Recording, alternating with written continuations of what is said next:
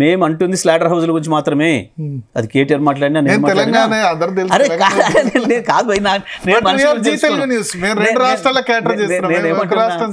నేను మనిషిని కులంతో ప్రాంతంతో నేను ఎప్పుడు మాట్లాడలే, కేటీఆర్ మాట్లాడలే. కానీ ఉద్యమ సందర్భంలో కూడా ఇంకోటి చెప్తా భరత్, ఇంకోటి కూడా చెప్తా నేను. ఉద్యమ సందర్భంలో కూడా ఆంధ్ర ప్రజలు మమ్మల్ని ఇష్టపడేది, బాగా ఇష్టపడేది, నన్ను కూడా. నాకు అనేక సంఘటనలు చెప్తాను నేను ఒకసారి అన్నవరం పోయినా 2010 అంటే మీకు తెలుసు, ఇట్లా ఉడుకుతున్న సందర్భం. తెలంగాణ 10లో తెలంగాణ ప్రకటన రావడం, దాని మీద అక్కడ ఉద్యమం వచ్చి తిరుగు ప్రకటన రావడం. అదైన తర్వాత 2011 జనవరి అనుకుంటా నేను అన్నవరం పోతే 5 పిల్లలు వచ్చారు నా దగ్గరికి. వచ్చి సార్ మీ ఫ్యాన్స్ సార్ ఫోటో కావాలి మీతోని అని వాళ్ళు చెప్పిన మాట ఏం తెలుసా? సార్ మీ ఆర్గ్యుమెంట్ బాగుంటుంది, మొన్న ఒకటి విన్నాం మేము, మీరు ఒక ఆటో మా ట్యాక్సీ డ్రైవర్ చెప్పిండు అని.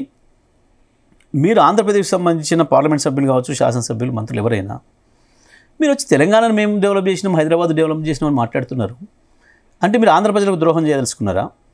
నువ్వు బెజవాడ ఎంపీ అయితే బెజవాడని డెవలప్ చేయి, నువ్వు వైజాగ్ ఎంపీ అయితే వైజాగ్ని డెవలప్ చేయి, నువ్వు రాజమండ్రి ఎమ్మెల్యే అయితే రాజమండ్రిని డెవలప్ చేయి. నిన్ను గెలిపించిన ప్రజలను వదిలిపెట్టి వచ్చి హైదరాబాద్ని డెవలప్ చేసిన మాట్లాడుతున్నావు, నువ్వు అక్కడ ద్రోహం చేస్తున్నావు అది చెప్పు ఫస్ట్. నేను ఒకటే మాట్లాడుతున్నా. ఇవాళ నేను వస్తున్న కార్ డ్రైవర్ శ్రీకాకుళం సంబంధించిన బాబు, ఆ పిల్లవాడు నాకు చెప్పిన మాట, సార్ వీళ్ళు మా వాళ్ళు వచ్చి ఈడ డెవలప్ చేసినామని మాట్లాడతారు ఎందుకు సార్? వాళ్ళు మా వైజాగే డెవలప్ చేసి ఉంటే నేను శ్రీకాకుళం నుంచి ఇక్కడికి వచ్చి పనిచేసి అక్కడ లేకుండే కదా. నేను శ్రీకాకుళం నుంచి ఇక్కడికి వచ్చి 10,000 రూపాయలు జీతం చేస్తున్నా. నేను ఒక్కసారి పోయి రావాలంటే 3,000 రూపాయలు ఖర్చు అవుతుంది. మొన్న మా నాన్న బాగాలేకపోతే పోయి వస్తే 3,000 రూపాయలు ఆడ ఖర్చు అయింది, 3,000 రానిపోయింది.